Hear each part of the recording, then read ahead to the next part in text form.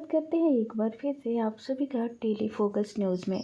और यहाँ पर एक बहुत बुरी खबर है, वो भी भोजपुरी इंडस्ट्री से। सुनने में ये आ रहा है कि भोजपुरी स्टार्स की कहीं भी किसी भी तरह की कोई भी सिक्योरिटी नहीं है, क्योंकि भोजपुरी स्टार्स जो भी हैं, सिंगर्स जो भी हैं, प्रोग्राम करने तो जाते हैं लेकिन वहाँ पर उन लोगों के साथ खिलवाड़ हो जाता है।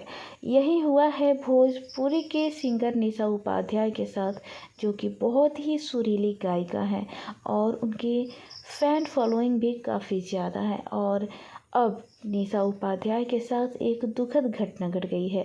जी हाँ, निशा उपाध्याय प्रोग्राम के दौरान घायल हो चुकी हैं, यानी कि वो स्टेज शो करने गई थी और उन्हें गोली लग गई है। गोली उनके सीधे पैर में लगी है और इसका इलाज पटना के मैक्सो हॉस्पिटल में उनका इलाज चल रहा है। जी हाँ, उनके पैर में गोली लगी है और उसका सफल ऑपरेशन भी हो चुका है।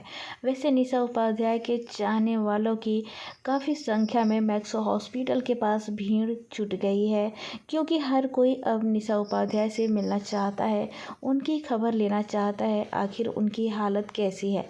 वैसे डॉक्टरों का कहना है कि उनकी हालत काफ़ी नाजुक बता रहे हैं और निशा उपाध्याय के चाहने वाले ये चाहते हैं कि वो जल्द से जल्द ठीक होकर फिर से अपने काम में लग जाए। और ये घटना जो घटी है वो महाराजगंज की है, जहाँ पर हर्ष फायरिंग के दौरान ये गोली लगी है। आखिर किसने चलाई है ये गोली, कौन है इसका गुनहगार?